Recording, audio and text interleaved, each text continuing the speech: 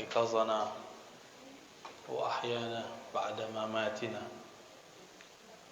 أشهد أن لا إله إلا الله وأشهد أن محمدا عبده ورسوله اللهم صل وسلم وبارك على سيد الوجود سيد القومين سيدنا أحمد سيدنا محمد وعلى آله والمهدي خليفته وسلم. Bapak Ibu yang dimuliakan Allah, yang diberkahi Allah, Nabi Shallallahu Alaihi Wasallam selalu mengabsen sahabatnya, sehingga satu kali Sayyidina Ali tidak muncul di saat subuh. Maka beliau bertanya, Aina Ali? Di mana Ali? Maka para sahabat mengatakan, matanya sedang sakit wahai Rasulullah. Maka Nabi SAW pun datang ke rumahnya. Ternyata benar mata beliau lagi sakit. Maka disembur oleh Rasulullah SAW dengan air ludahnya. Namun air ludah Rasulullah beda dengan air ludah kita. Air ludah kita makan jengkol, makan pete, rasanya berubah, baunya pun berbeda. Baginda Nabi Muhammad SAW menganggap bahwa orang yang dapat berkah hidupnya, orang yang memulai bangun subuh, yang mulai dengan berjamaah di masjid, itu keberkahan yang berlipat. Semoga yang hadir pagi ini diberkahi oleh Allah Subhanahu wa taala. Saya yakin yang hadir ini punya pekerjaan nanti, ya. Tapi menyempatkan pagi hari sebelum bekerja untuk mengisi kolbunya. Insya Allah ini pertanda kolbunya hidup. Semoga ini juga pertanda kolbunya sehat. Kolbu itu di dalam Al-Quran dibagi 3. Ada kolbu muttaqin, hudal lil muttaqin. Ini kolbu yang di dalamnya ada hidayah. Kolbu seperti ini tidak ada keraguan kepada Alkitab dan Sunnah. Percaya kepada yang gaib, menunaikan ibadah dengan semampunya, dan meyakini bahwa hanya Allah lah sang maha pemberi rezeki yang mutlak. Wa mimma razaqnahum yunfikun. Rezeki itu jatahnya sudah ada, tinggal mau jemput. Dan cara menjemputnya tentu beda-beda. Ada orang yang menjemputnya berangkat pagi pulang sore. Ada yang cuma duduk-duduk di rumah, duitnya ngalir terus. Ada yang harus banting tulang, badan sudah hancur tapi tidak kunjung juga dapat, ya. Karena cara dia menjemputnya tidak sesuai. Saya doakan apapun keadaan kita, semoga itu dalam berkah dari Allah Subhanahu wa taala.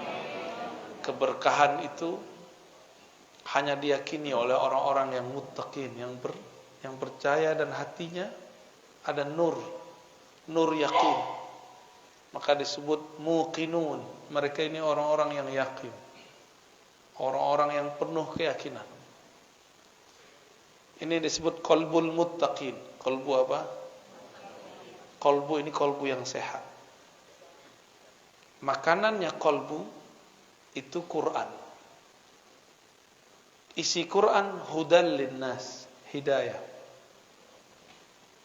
Bukan lip sync, bukan gaya-gayaan, mau sholat diputer, itu namanya cuma ingat-ingetin. Bukan mushaf itu saja dibawa kemana-mana, bukan. Tapi ketika dia menghayati isinya. Maka jangan terlalu nafsu baca Quran. Baca Quran itu dengan ketenangan kalbu. Baca Quran jangan nafsu, cepat-cepat khatam. Membacanya penuh dengan penghayatan, ya. Semoga di masjid ini nanti ada majelis tafsir Quran berdasarkan kitab-kitab yang sahih, kitab-kitab yang ditulis oleh para ulama ahli tafsir. Gak usah banyak-banyak, 1 ayat 2 ayat, tapi jalan terus. Karena Nabi mengatakan makommu nanti di surga adalah di akhir ayat yang engkau baca dan pelajari. Nanti kita terakhir bacanya apa, disitulah makom terakhirnya. Ya. Percaya nggak tuh? Percaya, ya. Apa kata Allah? Irqi, naiklah kamu. Makomnya naik terus, satu ayat beda dengan orang di samping, itu udah ibarat langit satu dengan langit dua makomnya.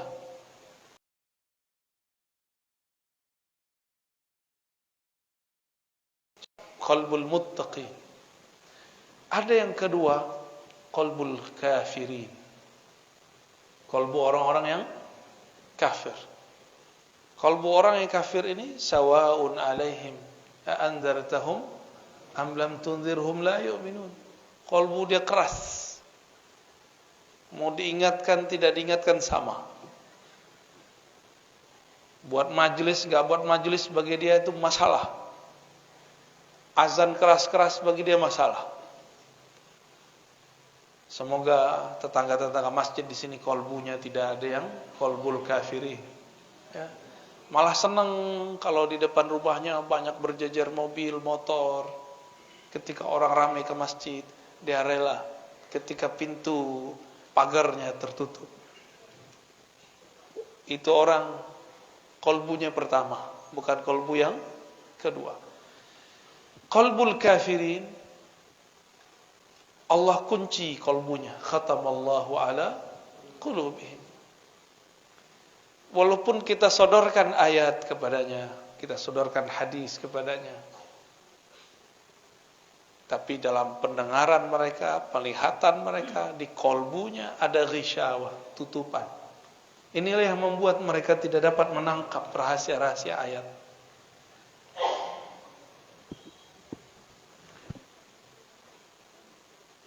Namun ada kolbu yang lebih gawat lagi, namanya kolbul munafiqin.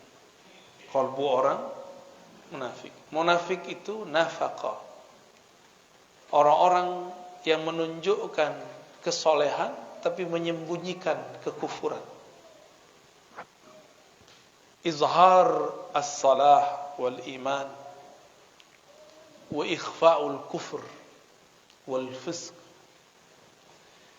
Menyembunyikan kebusukan hatinya, kekufurannya, ingkarnya, menunjukkan kesolehannya. Maka orang begini ketemu orang beriman yang pertama, kelompok muttaqin, usahakan soleh.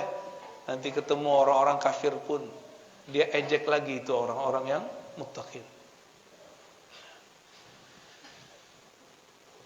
Namun karena mereka ini menyembunyikan kekufuran, sangat sulit untuk mendeteknya.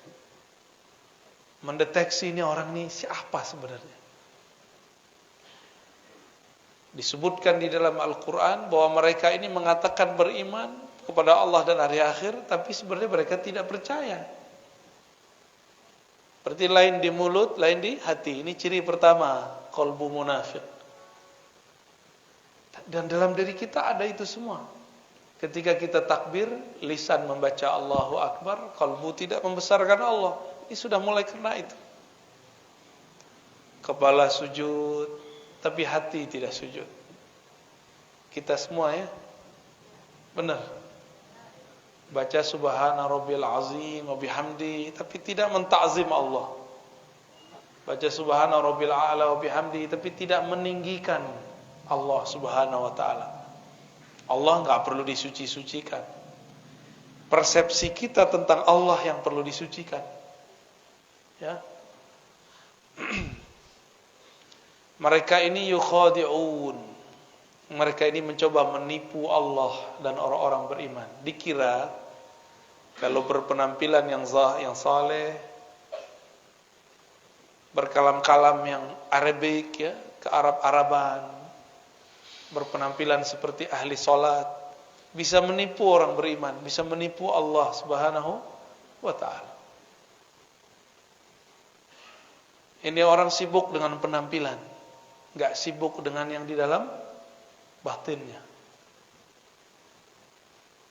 Inilah nasib orang-orang munafik, disebut qalbul munafiqin. Qalbu munafik itu dikatakan dalam Al-Quran, fi qulubihim marad. Di kalbu mereka ada penyakit-penyakit. Ayat ini menunjukkan bahwa penyakit itu tidak hanya yang zahir, penyakit pala. Kalau Bapak Ibu ini penyakit kantong ya, ngomong sama dia duit aja isi otaknya. Apa kabar? Wah, dompet kurang. Omongannya duit. Kapan ngomongin Allah? Ada lagi ngomonginnya kawin. Kapan membicarakan Allah Subhanahu wa ta'ala? Maka disebutkan dalam ayat lain, wala yazkurunallaha illa qalila. Munafik itu kalbunya tidak ingat, tidak sebut Allah kecuali sedikit. Penampilan soleh, tapi kalau ngomong politik, kebencian isinya. Enggak ingat Allah Subhanahu wa ta'ala.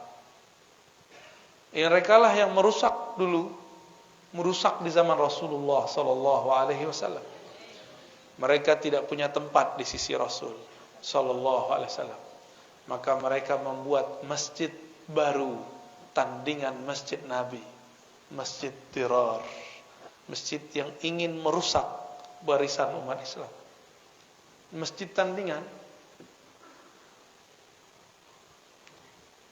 Tapi ketika mereka makar, Allah pun bermakar. Karena makar itu dibuat oleh hamba Allah. Si hamba tunduk kepada Allah Subhanahu wa ta'ala. Ketika mereka makar, apa yang terjadi? Allah pun menyusun skenario sendiri. Tiba-tiba Rasulullah mengirim Ibnu Malik untuk nyamar jadi orang munafik. Satu kali Nabi SAW diundang oleh beberapa sahabat untuk makan di rumahnya. Ketika giliran sampai di seorang sahabat, Nabi diminta sholat di rumahnya. Ternyata ini rumah baru diresmikan. Itulah dalil kalau kita baru naik rumah, diundang ulama, guru ngaji, sholat di situ. Sholat sunnah kah atau sholat apapun. Itu bukan bid'ah ya. Nggak tahu, tanya aja dalilnya. Jangan bilang bid'ah mulu ya. Apa istilah orang sini? Kalau rumah baru kita huni itu apa? Naik rumah ya. Benar. Samalah dengan istilah kampung saya. Makanlah Nabi SAW di sana. Selesai makan, ngobrol. Tahu-tahu Nabi nanya, "Aina fulan? Aina ibn Malik? Mana si Malik?" Berkatalah sahabat Nabi yang lain, "Wahai Rasulullah, itu si Malik munafik. Dia masuk, wajahnya wajah munafik. Masa dia hadir di Masjid Dirar?" Kira-kira begitu. Apa kata baginda Nabi sallallahu alaihi wasallam? Pada pelit selawat ya, dari tadi saya ngetes itu cuma nggak ada yang selawat. Selawat dong Pak. Ya. Antum nanti panggil-panggil Nabi, Nabi cuekin karena nggak pernah selawat di dunia. Sebut nama Nabi lewat aja, bengong aja. Udah sadar belum? Masih dalam tidur ya? Masih tidur. Wudhu lagi.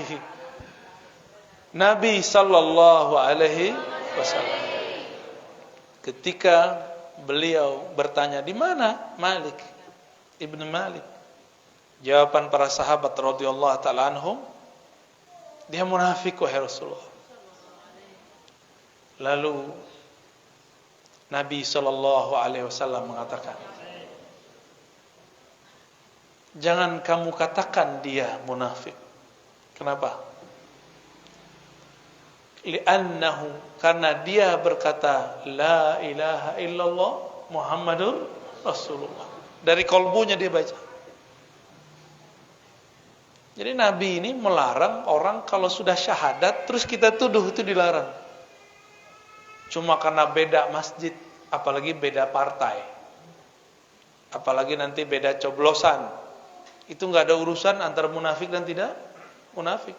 Di partai manapun ada orang munafik, ada orang mukmin, ada mukhlis, ada yang bermuka 3, bermuka 2, ada yang muka 1, ada lengkap semua. Bisa jadi orang yang dituduh itu bukanlah seperti yang dituduhkan kepadanya. Nabi SAW membersihkan nama sahabat ini. ternyata itu orang adalah orangnya Nabi, disisipkan kepada orang munafikin. Jadi tenang aja, katanya corona ini buatan-buatannya mereka ya, biarin, tenang aja. Emang Allah tidur? La ta'khudhuhu sinatu wala naum. Allah tidak pernah tidur, ngantuk.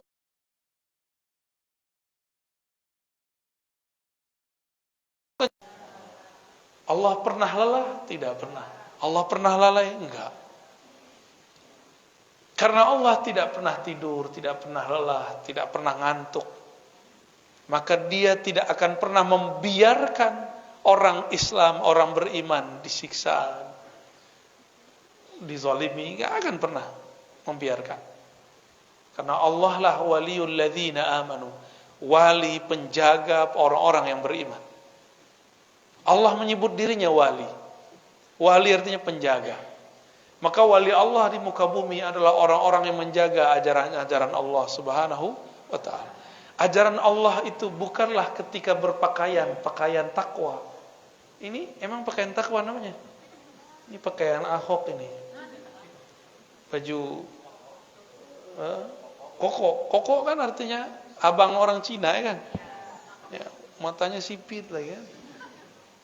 Antum keturunan ke-17 kali ya. Kita aja yang kegeeran, ini baju takwa. Nabi mengatakan at-taqwa hahuna. Takwa itu di dalam dada. Hahuna. Maka jangan lagi pernah menilai orang takwa lewat baju. Ya. Ini majelis subuh yang diberkahi Allah. Jangan nilai orang takwa lewat penampilan. Kalau ibu-ibu tuh model jilbab, apa urusannya model jilbab? Yang penting tutup aurat, ya. Tutup aurat, tidak transparan, tidak ketat, udah muslimah, islami. Kalau bapak-bapak ini apa baju takwanya? Koko lagi, ya salah. Nabi SAW percaya atau tidak? Nabi itu suka pakai baju impor. Mumpung orang Batam dekat sama Singapura, ngimpor gitu. Enggak begitu. Nabi ngimpor baju, pakai baju mustawradat yang didatangkan dari luar. Karena Nabi SAW di zamannya orang tidak produksi di Makkah, di Madinah. Semuanya dibeli dari luar. Ya. Marhaban, Kiai. Fadal, Kiai. Ta'al. Syifaul qulub. Allahumma shalli wa sallim. Allahumma shalli. Fadal. Aqalbu munafiqin, inilah yang perlu kita kenal. Ada enggak karakter itu dalam diri? Sehingga ketika kita mengenal karakter itu, kita dapat mengenal cara kembali kepada Allah Subhanahu wa ta'ala. Inilah cabang dari pengetahuan. Man arafa nafsahu faqad arafa rabb. Jadi mengenal diri itu bukan hanya ngomongin diri terdiri, diri terpari, diri terpapar, apalagi itu macam-macam ilmu kajian diri. Bukan itu aja. Mengenal penyakit di dalam diri itu adalah bagian dari ma'rifatun nafs. Mengenal diri. Jangan ketinggian ngomongnya. Badanku, tubuhku, sifat Allah, qalbuku, nur Allah, apa itu ya? Nanti ngomong itu. Emang dengan berkata begitu kita wusul kepada Allah kan enggak? Ya. Ada masanya ngomong begitu. Tapi enggak benar juga ya. Tubuh ini bukanlah sifat Allah, fi'il Allah. Tubuh ini adalah tajalli fi'il Allah, bukan fi'il Allah. Itu beda tuh. Apa arti tajalli? Allah menunjukkan perbuatannya lewat tubuh kita. Maka orang yang mengenal struktur dalam dirinya, dia akan mengenal bagaimana cara Allah berbuat ke dalam dirinya. Bukan berarti dia jadi Allah kalau habis kenal diri. Ya. Kalau kenal qalbu, kenal nur Rasulullah sallallahu alaihi wasallam, belum tentu juga. Ini qalbunya qalbu yang mana? Maka pembukaan kajian kita dimulai dari pembagian kolbu. Kolbu apa yang pertama tadi? Kolbul muttaqin. Kolbu yang kedua, kafirin. Kolbu yang ketiga, kolbu ketiga ini dia ada iman tapi penyakitnya lebih banyak. Karena penyakitnya di dalam dada, yang mengerti cuma ahlus sudur, ahli dada, ahli rohani. Tidak semua guru ngaji, guru ustadz itu ahli kolbu. Ada yang cuma dapat ijazah fikih. Fikih ngurusin ilmu hukum. Ada yang cuma gelar LC, MA, doktor. Itu urusan akal. Ustadz begini ditanya mengenai ilmu kolbu. Apa kata dia? Bid'ah. Karena dia nggak ngerti, dia bilang bid'ah. Berarti kolbu dia lebih bermasalah lagi. Kenapa? Tidak boleh seseorang yang tidak punya ilmu terhadap sesuatu berkomentar terhadap barang itu. Saya nggak ngerti ilmu kedokteran, boleh nggak saya berfatwa tentang kedokteran? Boleh nggak seorang dokter pemikiran Islam mendiagnosa penyakit seorang? Mendoakan boleh, mendiagnosa jangan. Saya mau tanya, dokter itu berapa tahun dia kuliah? 4 tahun. Koasnya berapa tahun? 2 tahun. 6 tahun baru jadi pakar ilmu penyakit zahir. Dan itu pun belum spesialis. Baru umum. Sama ustadz, kalau belajar agamanya baru yang zahir-zahir doang. Ya dia cuma pakar ilmu yang zahir. Jangan menjawab perkara yang batin. Ini ada orang gak pernah ngaji tasawuf, ditanya mengenai tasawuf, apa kata dia? Oh, jangan belajar tasawuf, gila ntar. Tetangga saya belajar tasawuf, gila. Tuh, berarti kasat mata yang dia hitung. Terus untuk apa dia belajar selama ini? Dan percuma dia belajar selama ini. Ada gak orang kerja terus diberhentiin, apa namanya itu, di PHK, stres, ada gak? Ada nggak orang kapok bekerja? Kenapa orang nggak kapok bekerja? Lebih banyak orang stres karena di PHK daripada belajar zikir. Karena syaitan tidak pernah diam jika ada hamba Allah ingin belajar tentang Allah. Nggak mau syaitan diam. Makanya guru-guru ngaji, guru-guru tasawuf, guru-guru mursyid tidak akan dibiarkan oleh syaitan, kecuali dia akan membisikkan wali-walinya, wali-wali syaitan, untuk ikut menyerang ahli-ahli tasawuf itu. Maka ciri-ciri tentara syaitan adalah menyerang ahli zikir. Menyerang mursyid-mursyid yang bersanad tarikatnya kepada Rasulullah sallallahu alaihi wasallam. Karena hanya itulah cara menjauhkan umat dari pewaris-pewaris Rasulullah sallallahu alaihi wasallam. Syaitan itu nyata atau tidak? Tampak enggak? Tampak tidak, nyata iya. Tampak tidak, nyata iya. Apa kerjaan syaitan? Yuwaswisu. Apa arti yuwaswisu? Membuat was-was. Yuwaswis bahasa Arabnya itu kata kerja yang sedang, akan, dan selalu. Jadi syaitan itu nggak akan pernah diam untuk membuat suuzonnya umat lewat lisan-lisan dai-dai yang juhala, yang jahil. Bukan dai ilallah, dia dai kepada dirinya, bukan dai ilallah. Supaya umat jauh daripada ma'rifatullah, mengenal Allah subhanahu wa ta'ala. Apa ciri-cirinya? Mereka menghina kajian-kajian ma'rifatun nafs, menghina kajian mengenal diri. Karena pintu satu-satunya mengenal Allah hanyalah mengenal diri. Saya mau tanya Bapak Ibu, sholat di tengah rumput, di tengah hutan, dengan di masjid, khusyuan mana?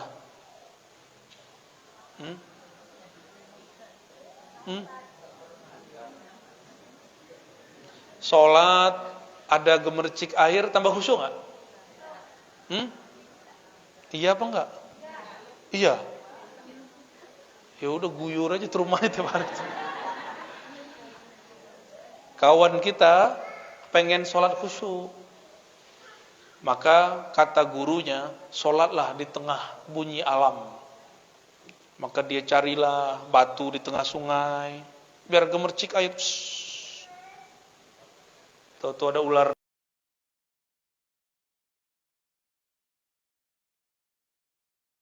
Katanya sholat dengerin suara alam.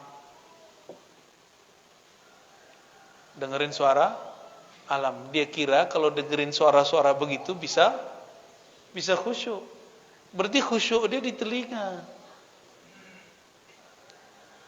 Kalau mendengarkan suara gemercik air bikin khusyuk.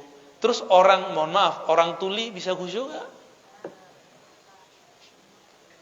Mikir kalau berfatwa ya. Nggak tahu jalan khusyuk, tanya kepada orang yang khusyuk. Khusyuk itu mata tertunduk ke tempat sujud. Kepala tersungkur, ya, menyentuh lantai. Zahirnya tuh, kolbunya kemana? Kolbunya menghadap kepada yang membolak-balik kolbu. Allah bertempat gak? Enggak butuh tempat. Tempat yang butuh Allah. Allah tidak memerlukan tempat. Semua tempat ini memerlukan Allah Subhanahu wa ta'ala. Lalu bagaimana cara menghadapkan kolbu kepada Allah? Hadapkanlah kolbumu ke dalam kolbumu. Mulailah memandang ke dalam diri. Saya sebut Allah atau tidak? Jangan sibuk lagi membicarakan orang. Ini kajian tazkiyatun nafs, kajian penyucian jiwa, tapi isinya nyala-nyalain orang. Kajian tasawuf tapi membid'ahkan thariqat orang. Kajian zikir-zikir tapi membid'ahkan zikir orang yang berbeda. Katanya kajian tazkiyatun nafs. Tazkiyah artinya menyucikan diri, bukan nyalahin orang lain. Itu dua hal yang berbeda. Akibat tidak mau menyebutnya dengan istilah tasawuf. Ya.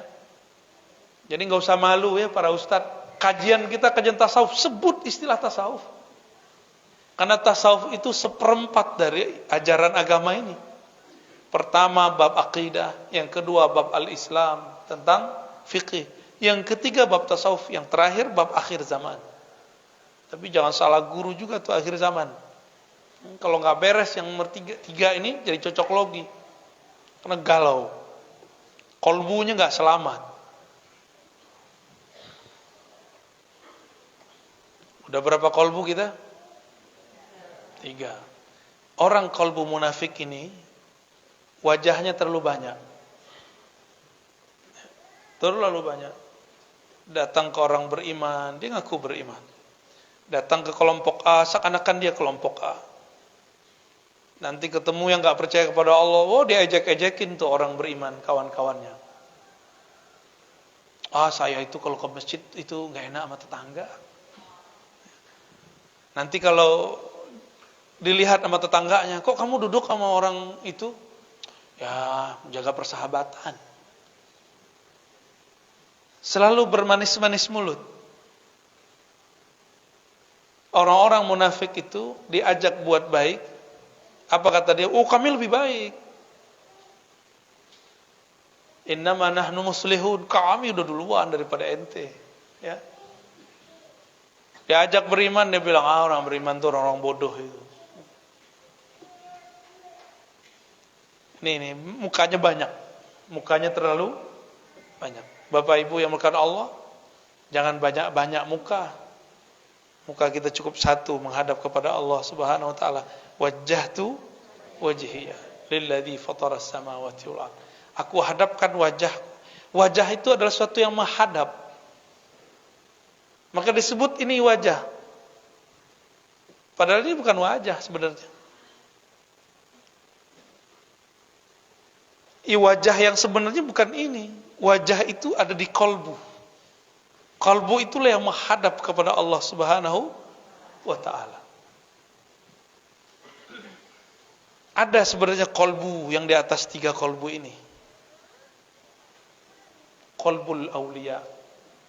Kolbunya para wali. Apa ciri-ciri kolbu para wali? Salamatu sudurihim. Sodornya, dadanya, hatinya selamat daripada penyakit-penyakit kolbu. Enggak hanya itu, dia selamat daripada su'udzan. Tidak hanya itu, selamat dari syak. Ini kolbu para wali. Dan di dalamnya berisi tentang berlian-berlian ma'rifatullah, mengenal Allah subhanahu wa ta'ala. Maka para aulia itu di kolbunya ada kitab, baca ayat. Ada ustadz baca ayat, wali baca ayat, hasilnya beda. Karena di kolbu dia ada kitab yang Allah turunkan ke dalam kolbunya, itu disebut ilmu laduni. Kolbunya wali Allah ini la khaufun alaihim wala hum yahzanun. Mereka tidak gelisah, enggak ada sedih yang berkepanjangan. Kenapa? Qulubuhum ma'muratun bi dzikrillah. Kolbu mereka makmur menyebut nama Allah. Ramai di kolbunya sebutan asma, nama-nama Allah subhanahu wa ta'ala. Masih ingat waktu kecil dulu takut ada pohon besar, lampu nggak ada. Ini Batam ini kan baru banyak lampunya kan beberapa tahun belakangan ini aja. Dulu-dulu kan belum ya. Yang faham maksud saya, kalau kita lewat di satu tempat yang gelap, kita kata orang ngucap gitu ya. Ngucap apa? Guru saya diajarin sama dokter. Ngucap Pak. Dia nggak tahu itu ulama. Maka dia kerjain tuh dokter. Ngucap. Lagi diperiksa sama dokter, dia sakit, tapi nggak kelihatan nama alatnya. Saya sakit dokter. Ngucap Pak. Udah tua nggak mau ngucap katanya. Maka dia bilang ngucap. Itu ulama. Dokter ini nggak tahu yang dipegang ini seorang mursyid, guru ahli zikir, guru saya, Abu Hasan Basri namanya.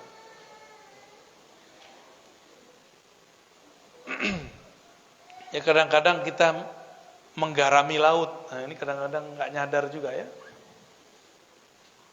Di depan saya laut apa nih? Kolam. Jangan comberan. Bapak Ibu yang melakukan Allah, ada qalbul aulia, ada juga qalbul anbiya. Qalbu para nabi. Qalbu para nabi, jika para wali di dalamnya ada zikrullah, ada ilham dari Allah, maka para nabi di dalamnya ada ma'rifat kenabian, wahyu. Maka setinggi apapun wali, dia tetap di bawah seorang nabi. Gak ada wali yang lebih tinggi daripada nabi. Para nabi itu pun masih ada lagi kolbu Nabi Muhammad, itulah yang paling tinggi. Jadi berapa macam kolbu? Ya, paling bawah kafir, munafik, muttaqin, aulia, anbiya, Nabi Muhammad sallallahu alaihi wasallam. Semakin jauh dari kolbu Nabi, semakin kufur, semakin berpenyakit. Karena Nabi secara fisik sudah wafat, tapi ruhnya tidak pernah wafat. Maka hadirkanlah ia dalam kolbu kita. Hadirkan ia dalam salawat. Maka beruntunglah yang menghidupkan majelis-majelis salawat. Beruntunglah yang menghidupkan majelis-majelis zikrullah. Kolbunya ma'mur. Ciri-ciri orang munafik sedikit zikir, banyak nyalahin orang. Ciri-ciri kolbul muttaqin adalah kolbu yang sibuk menyebut namanya, jarang menyalahkan orang lain. Maka ada kajian munafikin. Hati-hati. Dia pakai branding nama Rasul, hati-hati. Sunnah Rasul, hati-hati. Tugasnya mereka cuma nyalahin orang beriman, mecah belah umat. Nah, jangan sampai ini kemudian kita salah ambil. Semoga ke depan umat tambah dewasa, tambah mengerti mana yang disebut nutrisi kolbu, mana yang akan merusak kolbu, ya, mana yang akan menyembuhkan kolbu, syifa, mana yang menjadi halak, ya, menghancurkan kolbunya. Allahumma amin ya rabbal alamin. Gimana Pak? Udah. Suatu kali ada seorang sahabat tanya kepada Rasul, hadis sahih Muslim sallallahu alaihi wasallam. Wahai Rasulullah, aku senang dipuji. Apakah itu merusak amal ibadahku? Aku dipuji orang lain, padahal aku tidak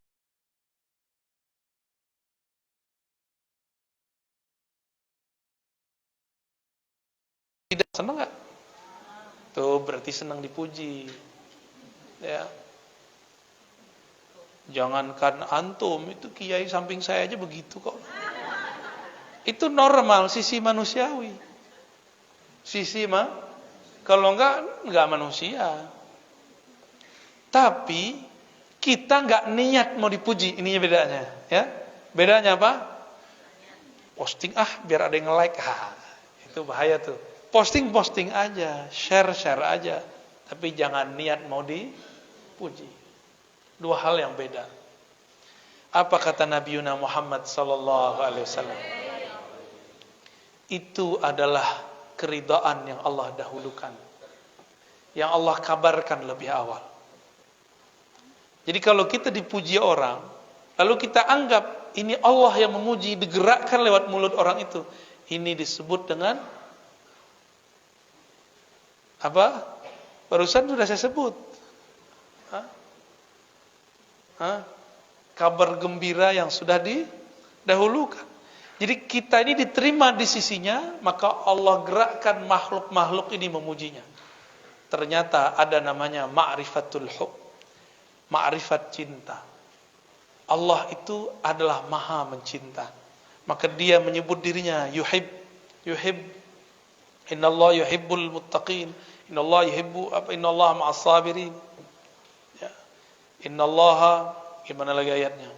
Ya, yuhibbul mutatahhirin, tawabin. Semuanya itu ada sekitar 7 lah. Kata cinta. Allah menyebutkan kata cinta sebagai kata kunci tentang dirinya. Kalau saya mencintai seseorang, itu saya memerlukan perhatian dia. Saya butuh dia. Tapi kalau Allah cinta seseorang, itu Allah sedang memberikan anugerah kepadanya. Allah tidak butuh dia. Allah tidak memerlukan dia. Ini beda cinta kita dan cinta Allah Subhanahu wa taala. Kita mencintai pasangan karena kita butuh perhatian dia, layanan dia.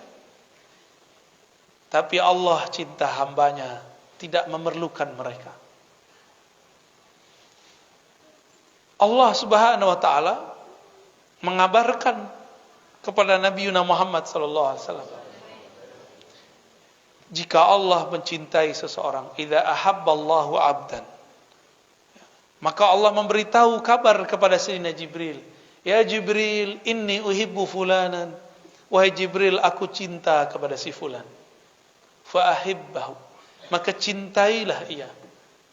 Maka Sayyidina Jibril sejak saat itu mencintai orang itu tanpa pernah berhenti. Karena sekali Allah mencintai makhluk, selama-lamanya dia mencintainya. Allah tidak pernah mengkhianati cintanya. Allah itu sangat setia. Beda sama kita, beda dengan saya, beda juga yang di samping saya. Beda. Dulu pernah jatuh cinta seseorang terus hambar, pernah nggak? Ya, itu kita. Ada orang menikah mewah, meriah, tapi umurnya cuma seumur jagung. 3 bulan cerai. Karena yang dia butuhkan tidak ada di situ. Yang dia perlukan tidak ketemu di situ. Suatu kali ada orang nelpon Buya Hamka. Dulu dalam bukunya dicerita, dalam videonya pun, dalam suara rekamannya dicerita. Perempuan itu menelpon beliau, masih keturunan ningrat, ingin menjadi istri Buya Hamka. Buya Hamka bilang, saya sudah tua, saya tidak bisa menafkahi batinmu. Apa kata dia? Saya tidak perlu, wahai Tuhan, saya hanya ingin membersamai Buya. Wah, gawat itu. Tapi begitulah cinta. Dia hanya ingin khidmah kepada yang dicintainya. Nah, bunuh dulu handphonenya ya. Matikan. Itu bahasa halusnya. Matiin itu bahasa kasar itu. Sama kasar dengan bunuh. Ya. Tuh matiin. Mengganggu orang lain kalau saya nggak terganggu. Taib, ya. Jadi Allah buat pengumuman, wahai Jibril, aku mencintai fulan, fa'ahibbahu. Maka Jibril turun ke langit ketujuh, mengatakan, ya ahlas sama, wahai penduduk langit, innallaha yuhibbu fulanan. Allah cinta kepada seorang fulan ini. Fa'ahibbuhu, maka cintailah mereka. Malaikat butuh cinta enggak? Enggak, malaikat itu makhluk yang enggak butuh cinta juga. Dia enggak ada syahwat, dia enggak perlu perhatian. Malaikat itu makhluk yang statis, kaku, disiplin. Itu malaikat. Mirip-mirip kayak robot, tapi robot Allah. Jadi kalau saya menyebut, biar antum paham, malaikat itu makhluk kayak apa? Kayak robot. Sesuai dengan apa program dia begitu aja. Begitu aja, gak bisa dirubah-rubah. Maka semua malaikat dari langit ke-7, langit ke-6, sampai ke langit pertama mengatakan, inni uhibbu fulanan, aku cinta kepada fulan karena Allah cinta kepadanya. Inilah yang disebut viral di langit, ya, terkenal di langit, gak sembarangan itu. Terkenal di langit belum tentu terkenal di bumi. Namanya harum di langit. Kenapa? Karena dia sebut-sebut nama Allah. Tapi biasanya kalau sudah viral di langit, dia adalah orang yang memviralkan Allah di bumi. Orang-orang yang memperjuangkan agama Allah di bumi, Allah viralkan dia di langit. Nama-nama dia disebut. Inilah yang dikatakan dalam surat Ghafir, bahwa para malaikat memintakan ampun, yastaghfiruna lillazina amanu. Mereka memohonkan ampun untuk orang-orang yang beriman di bumi. Semoga nama yang hadir pagi ini termasuk disebut di sana. Amin ya rabbal alamin. Tentu kalbu mereka ma'muratun bidzikrillah. Kalbunya lebih awal memviralkan Allah dalam kalbunya. Maka berlatihlah zikir kalbu kepada ahlinya. Saya yakin di Batam ini banyak ahli zikir. Ya, enggak mesti sama yang di YouTube itu, ya. Di dekat kita ada guru yang bisa ngajar, ikuti dia. Ya. Sama kok, yang disebut di sono disebut di sini sama. Jangan beda-bedain, ya. Guru-guru itu juga punya kecemburuan. Antum hormat kepada yang si fulan, enggak menghormati si fulan. Siapa tahu sisi manusiawi dia muncul. Nanti dia cemburu. Kalau sudah cemburu, setan masuk. Setan bisikin lewat muridnya. Pak Kiai, Pak Ustadz, itu tuh ajarannya bid'ah itu. Wah, mulai konflik. Terjadilah konflik antara ustadz dengan ustadz. Itu orang si murid ini dipinjam oleh si setan. Yuwaswisu, membuat was-was. Nama setannya Khannas. Jadi kalau buat majelis, masuk ke suatu majelis, bacalah kul yang 3 itu. Jadikan wiridan, kalau enggak jadikan wirid setiap ba'da sholat. Supaya kalau kita ketemu orang, bermajelis, kita jauh dari was-was. Diwas-wasin orang kita cut, enggak benar. Ciri-ciri kalbu sehat. Ada orang gosip, si Anu tuh orangnya begini nih, enggak benar nih. Si kalbu yang sehat bilang, oh enggak, maksud dia enggak begitu. Terus kalbunya sehat itu. Tapi kalau kalbu dia bilang, oh iya nih kemarin saya digituin sama dia, ada kena tuh, ya. Berarti marid dan marid fi qulubihim maradun fazadahumullahu marada. Bertambahlah penyakitnya. Ketemu lagi orang berpenyakit kalbunya, tambah lagi. Mirip virus dan lebih dahsyat daripada corona. Bapak Ibu yang dimuliakan Allah, itulah tingkatan-tingkatan kalbu. Siapa yang kenal kalbunya, dia akan kenal yang membolak-balik kalbunya. Inilah makna, salah satu makna daripada judul ini. Siapa yang kenal diri, kenal Allah. Diri kita yang paling dekat adalah kolbu. Kenalilah dirimu yang mana. Cukup katakan, ya Allah, kolbuku berpenyakit. Engkau maha penyembuh, sembuhkanlah ya Allah. Baik, sudah. Cukup. Mau tanya jawab?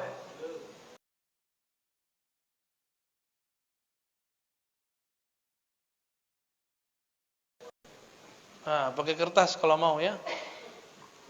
Karena ini orang Melayu itu negeri kata-kata.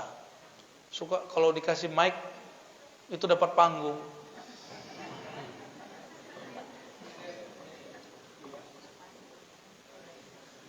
Nah, silakan ditulis.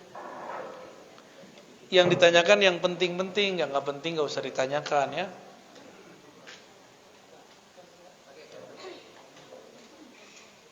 Wah, Pak Armen dari Tanjung Piau, Piayu, Pak Kubu, sekampung Pak. Bolehkah Buya mengijazahkan sholawat Al-Mahdi? Sholawat yang mana itu Pak? Sholawat yang saya ijazahkan itu namanya sholawat ahadiyah. Di situ tertulis Al-Mahdi. Coba sama-sama baca. Allahumma ya ahad. Ya Allah yang Maha Esa. Sholli ala Ahmad. Sampaikan salam kami kepada Nabi kami Ahmad. Allahumma ya ahad. Sholli ala Muhammad. Yang Maha Esa ya Allah. Sampaikan rindu kami kepada Nabi Muhammad. Allahumma ya ahad. Salli ala al-mahdi khalifatika ya ahad. Ya Allah yang Maha Esa, sampaikan salam kami, rahmat Engkau kepada Imam akhir zaman, Al-Imam Al-Mahdi, Khalifah Engkau, wahai yang Maha Ahad. Saya ijazahkan siapapun yang mengamalkan itu ya. Afdolnya pagi diamalkan 100, kalau tidak ya 10, kalau enggak ya sekali. Karena itu peta ma'rifat akhir zaman. Kenapa dimulai dari Ahad Ahmad, Ahad Muhammad, Ahad Al-Mahdi? Karena yang ada di kolbunya Nabi SAW mengenai ilmu ma'rifatullah al-ahad. Yang ada di kolbu Nabi ilmu tentang Ahmad, yang ada di kolbu al-Mahdi ilmu tentang Ahad dan Muhammad sallallahu alaihi wasallam. Maka al-Mahdi nanti itu obrolannya enggak jauh-jauh daripada ilmu mengenal Ahad, mengenal Ahmad, mengenal Muhammad sallallahu alaihi. Itu aja ciri. Jadi ciri-cirinya bukan hidung mancung, jibat apa? Langsung tutup hidung dia. Emang antum hidungnya mancung? Kalau di hadis hidungnya mancung, jidatnya lebar. Itu setelah diislah, kelihatan semuanya. Sebelum diislah, betapa banyak zuriat Nabi hidungnya mancung, jidatnya lebar. Yang enggak zuriat Nabi juga banyak. Ada orang datang ke saya ngaku Imam Mahdi, cuma karena jidatnya lebar, hidungnya agak mancungan dikit. Tapi kalau saya hitung-hitung dari samping mancungan saya juga sih. Langsung kita ngomong, ente kalau standar Mahdi itu ke jidat lebar, hidung mancung, mancungan habaib, mancungan orang Arab, mancungan orang-orang Eropa. Hadis itu kan riwayat ahli hadis. Ahli hadis hanya meriwayatkan yang empirik. Apa arti empirik? Yang zahir-zahir. Yang meriwayatkan di balik itu siapa? Itu ulama yang takut kepada Allah. Al-arifuna billah. Ahli ma'rifat. Mereka yang ngerti siapa Al-Mahdi. Ada lagi yang datang. Dia bilang ke saya bukan ulama. Tapi kalau ustadz nggak ngerti tentang Mahdi, tanya saya, ya salam. Yang ustadz siapa? Ya. Yang ngerti Al-Mahdi siapa? Ada yang ngomong begitu. Hebat nggak tuh? Ya, cuma lewat mimpi-mimpi doang dia percaya Al-Mahdi. Apakah zikir Allah atau hu Allah atau hu boleh diamalkan tanpa talqin dari guru? Nggak boleh. Harus pakai guru. Zikir Allah itu zikir sudah zikir, kalau versi kedokteran harus dengan resep dokter. Kalau nggak pakai dosis dari dokter, takut overdosis. Dan saya sudah banyak ketemu lancang ngamalin zikrullah tapi nggak lewat ahlullah. Maling namanya. Nyuri ilmu lewat YouTube. Dulu jangankan lewat YouTube, orang ngaji dalam masjid, kita nguping lewat jendela, itu haram diamalkan. Nggak boleh. Itu nyuri namanya. Hadir, harus hadir. Karena yang diberkahi itu orang yang hadir. Orang yang hadir itu dia sudah menghancurkan egonya. Kayak Kiai ini kan udah menghancurkan egonya, duduk di bawah saya itu udah hancur egonya sudah. Tapi setan bilang lagi, ente hebat, ego mau bisa diatur. Setan itu dia berbintang-bintang. Ada setan ego. Ada setan kalau ego sudah hancur, dia muncul lagi, itu bintangnya 3 tuh. Nah, dia masuk ke dalam sir, dia pelototin terus. Hati-hati ya, hati-hati. Makanya disebut hati-hati ya.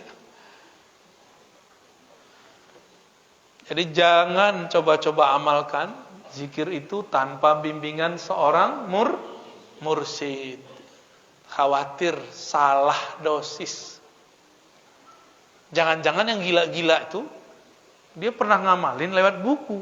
Bener Pak Kiai? Kalau pengalaman saya di kampung dulu, itu banyak yang bunuh diri. Bukan banyak, ada satu bunuh diri. Tiba-tiba dia terjun ke jurang. Stres. Sebenarnya stres karena pekerjaannya nggak ada. Pelarian ke torikot. Torikotnya tidak menyembuhkan karena torikotnya tidak, gurunya nggak memperhatiin dia.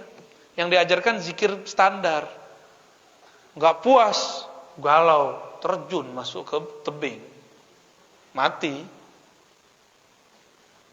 Apa kata orang? Oh dia sesat karena masuk torikot, dia gila. Bukan, dia tuh stres karena pekerjaannya, melarikan diri ke torikot. Ada adik kelas saya kuliah di kampus. Di kampus itu lagi ketat-ketatnya, ada dosen yang ketat dalam buat proposal tesis. Stres dia. Stres melarikan diri belajar torikot. Ternyata dalam stresnya dia sudah gila. Diajarin torikot tambah gila. Hilangin dulu stresnya baru belajar torikot. Ya. Makanya mohon maaf kepada yang minta talqin, saya tidak pernah mengobrol talqin. Ngaji aja dulu sehingga muncul kesadaran batin yang dahsyat, baru ditalkin. Gak penting talkin kalau belum beres isi kepalanya.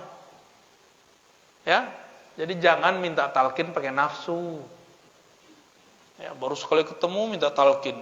Ya, kecuali kiainya bolehin, kalau saya enggak. Yang saya dapat dari dulu nggak begitu. Saya ngaji dulu lama-lama, baru saya talkin. Sehingga betul-betul kalimah itu masuk ke dalam kolbu karena kesadaran. Bukan karena ikut-ikutan. Orang nangis kita nangis, enggak. Orang zikir kita zikir, enggak. Karena ada kesadaran itu dalam diri baru kita baca. Apa yang dimaksud Nur Muhammad? Ini bukan Nur Muhammad nama orang ya.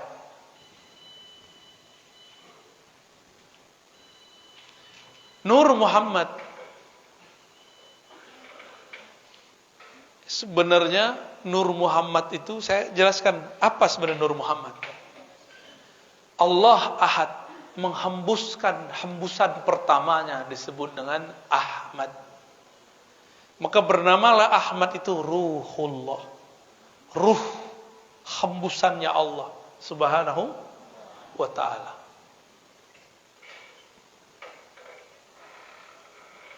Dah paham?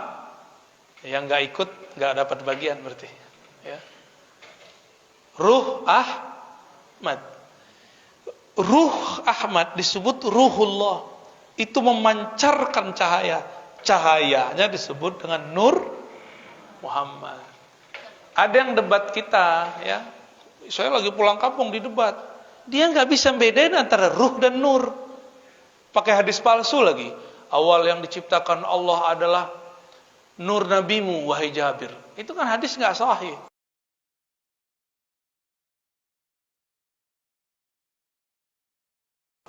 Nur ya nur, ruh ya ruh. Nggak ngerti nanya, jangan debat dulu. Ini udah debat aja, ya. Naik lagi tangannya begini kan. Oh berarti yang nanya itu bukan sisi nurnya, tapi zulmaniyah dalam dirinya. Karena ada kesombongan ketika bertanya. Ingin menjidal, mendebat. Padahal ilmu ini bukan untuk jidal, bukan untuk debat. Ilmu ini peta jalan pulang kepada Allah Subhanahu wa ta'ala. Nggak ngerti beda nur sama ruh, udah berani debat. Ya salam. Selama ini kan kajian orang sampai di Nur Muhammad, nggak ada yang sampai kepada Ruhullah, Ahmad Ruhullah, nggak ada. Itu baru dibuka oleh para ulama wali-wali Allah di akhir zaman ini untuk menyongsong munculnya Al-Imam Al-Mahdi. Biar ruh kita kuat, biar nanti ketika tubuh ini dihancurkan oleh Dajjal, nggak makan berhari-hari, ruhnya masih kuat hidup. Ini baru paceklik, udah nyalahin ini, nyalahin itu. Ya. Pandemi yang disalahin siapa? Berarti kita ini ada karakter iblis, suka nyalahin orang. Suka nyalahin orang tuh karakter iblis tuh, hati-hati. Jalan macet yang disalahin wali kota, ya kan? Ya. Ada aja ya. Nur Muhammad itu memercik, memancar daripada ruh Ahmad, jumlahnya 124.000. Makanya jumlah para nabi berapa? Ini bukan cocok logi ya, ilmunya begitu. Kenapa muncul dalam hadis jumlah nabi itu 124.000? Itu semua adalah percikan pancaran daripada Nur Ahmad. Disebut Nur Muhammadiyah, Nur Nabi Muhammad sallallahu alaihi wasallam. Nur itu sudah ada sebelum Nabi Adam ada. Makanya Nabi mengatakan, aku sudah diangkat jadi Nabi, sedangkan Adam baru tanah, belum dicipta. Jauh sebelum itu aku sudah dicipta, ribuan tahun sebelum Nabi Adam. Nama beliau saat itu Ahmad. Maka Ahmad itu nama ruhnya Nabi. Nabi itu punya nama ruh, itu Ahmad. Maka Ruhullah Isa mengabarkan, inni mubasyirum birasuli ya'ti min ba'di ismuhu Ahmad, surat Shaf ayat 6. Aku Ruhullah mengabarkan sang sumber ruh, yaitu Ahmad, akan datang di akhir zaman. Datangnya pakai nama baru, namanya Muhammad. Apa yang beda Ahmad dengan Muhammad? Ada mim depan, ada tasdid. Nah itu sirnya. Ya. Muhammad. Itu tasdid kedua, itulah diturunkan jadi Al-Mahdi. Mimnya itu mim Al-Mahdi. Itu namanya ilmu huruf. Ilmu huruf itu bukan cocok logi. Emang dari sononya sudah begitu. Al-Mahdi yang di-guidance oleh Allah. Yang dibimbing kolbunya oleh Allah, bukan dibimbing pakai Google. Yang dibimbing langsung oleh Allah, bukan lewat kitab. Mursyid, kitab, guru itu cuma zahir aja. Karena zahirnya orang harus berguru, zahirnya harus baca buku, tapi batinnya yang membimbing beliau adalah Allah. Sudah banyak gerakan-gerakan Al-Mahdi dulu, tapi nggak ada yang sabar. Gagal semua udah. Udah berapa gerakan Al-Mahdi muncul? Nggak ada yang sabar. Sekarang juga muncul tuh yang nggak sabaran tuh, nggak sabar cerita-cerita mimpinya dan itu bukan satu orang, di Indonesia juga ada, di seberang juga ada. Kalau Al-Mahdi bisa diceritakan ahwalnya di dalam YouTube, YouTube punya siapa? Hah? Siapa yang punya YouTube? Tuh, udah tahu jawabannya? Kalau ada orang ngaku Al-Mahdi, sama dengan orang ketahuan sebagai Nabi Muhammad. Apa kata Bukhairah? Wahai Abu Talib, jangan biarkan anakmu pergi ke Rum kalau ketahuan dibunuh oleh ahli kitab. Kalau Al-Mahdi ini ketahuan, pasti dibunuh oleh yang punya itu. Yang tadi antum sebut itu. Pasti dibunuh, gak mungkin dibiarin. Jadi jangan percaya dengan Al-Mahdi Al-Yutubiyah. Yang gak sabar ya. Taib. Jadi dalam diri kita ada gak Nur Muhammad? Ada. 124.000 itu kemudian ditutup dengan munculnya sumber dari cahaya itu, Muhammad Rasulullah sallallahu alaihi wasallam. Karena nur itu ada masuk ke dalam diri, makanya bisa bangun subuh, bisa ikut majelis, padahal mau kerja kan, ya sudahlah sesekali kita undur datangnya, itu kan ada nur. Kalau kerja ya sudah begitu tiap hari. Tapi kalau kajian begini mungkin tidak setiap hari. Ada obrolan begitu di kolbu, berarti ada nur Muhammad di dalam kolbunya. Percikannya masih ada, belum padam. Sebenarnya nur ini tidak pernah padam, cuma ketutup oleh nafsu, oleh kepentingan ya. Semoga nur ini masih aktif ya. Ngaji bersanad, talqin zikir bersanad, ngamalin zikir berdasarkan mursyid-mursyid yang bersambung dengan Rasulullah, mengaji ma'rifatullah, ini akan membuat nurnya tambah besar. Insya itulah yang disebut dalam Al-Quran, nuruhum, gimana ayatnya? Yas'a baina aidihim, benar ya? Nur mereka bergerak di antara mereka, yas'a, di hadapan mereka. Jadi nanti di hari kiamat, nur Muhammad yang kita jaga ini, dia akan memberi cahaya. Karena hari kiamat itu ada terang-terang sekali, ada gelap-gelap sekali. Ketika gelap, maka kolbu ini yang bercahaya. Disitulah Nabi lihat mana umatku, mana yang bukan umatku. Umatku yang ada nur Muhammad dalam dirinya, dia pasti berwudu, dia pasti sujud. Maka walaupun jidat kita nggak terang-terang amat, ya, hitam, sawo mateng, nanti kelihatannya bercahaya. Insya udah mulai keriput ya. Maklum, saya udah keriput sejak kelas 2 SMP. Ngaji ma'rifat semenjak umur itu. Udah keriput, udah langsung begini. Dan sudah beruban saya umur itu. Waktu itu anak-anak, ya teman-teman saya masih huru-hara, apalah. Tapi kita kemudian merasa, ya Allah, saya nggak nyaman dengan ini. Maka ngaji ma'rifatullah, pulang jam 2 malam. Ada anak SMP pulang jam 2 malam ngaji. Adanya main PS. Sampai jam 3 juga dijabanin ya. Apakah ciri hati yang sambung hati kepada Rasulullah saat berselawat? Ya. Al-Habib itu kekasih, iza zukhira, jika disebut, maka kolbu sang kekasih tamilu. Kullul kulub ilal habibi tamilu. Setiap kolbu kepada kekasihnya pasti dia cenderung. Ketahuilah ciri-ciri di dalam kolbunya ada cinta.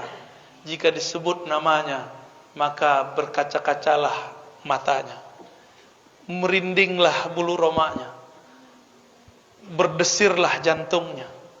Jauh pun dia kejar, dekat pun dia pertahankan. Itulah ciri-ciri orang sudah cinta.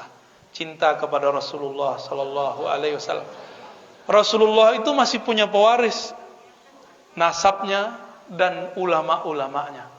Maka sambutlah mereka. Itulah dasarnya kenapa kita kalau ada ulama datang kita sambut dengan mahalul. Bukan karena dia, tapi karena yang membuat dia seperti itu siapa? Rasulullah SAW. Kata Rasulullah, ahibbu ahla baiti hubban li, cintai hormati keturunanku, pewarisku. Ada dua tuh, keturunan, pewaris, itu makna ahla bait, nasabnya, lalu pewaris ilmunya. Mereka disebut ahlu baitin Nabi dalam ilmu hakikat. Ya, mereka datang, kita hormat bukan karena mereka, tapi hubban li, karena kalian ta'zim, cinta kepadaku. Karena ada nur ilmu Nabi pada diri mereka, kita hormat kepada mereka. Bukan karena pakai rida begini, pakai selendang begini, bukan.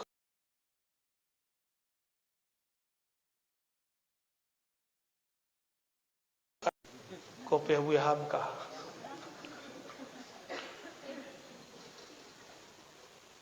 Kok kemana-mana perginya? Udah ya. Oh, ada lagi satu lagi terakhir. Ruhul Jihad. Ini namanya apa nih? Namanya Ruhul Jihad.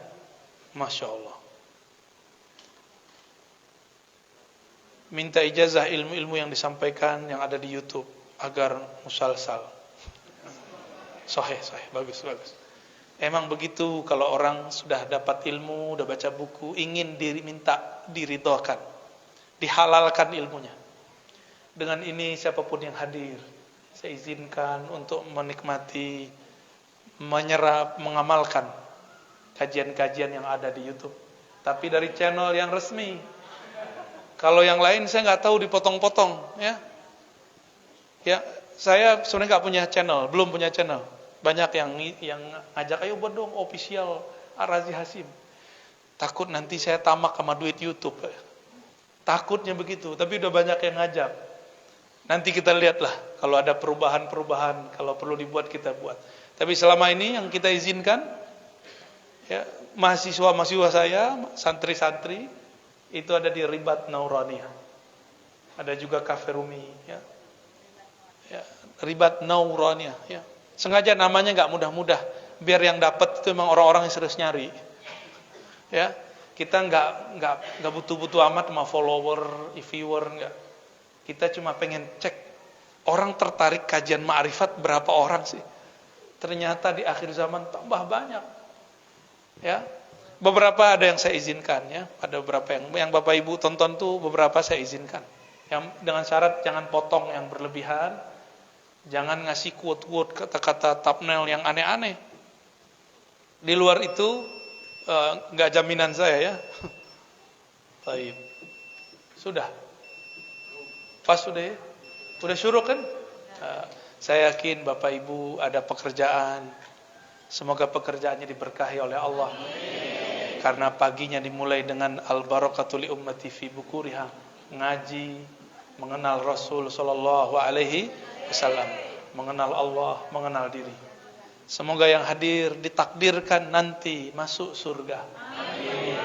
Kami, kita semua, semoga kita ditakdirkan memandang keindahan wajah Rasulullah sallallahu alaihi wasallam.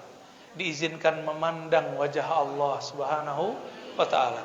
Allahumma ya Allah ya Rahman ya Rahim, wajahmu terlalu mulia untuk kami pandang, tapi engkau ingin juga dipandang. Engkau yang maha pantas dipandang. Izinkan kami ya Allah untuk pantas memandang wajahmu.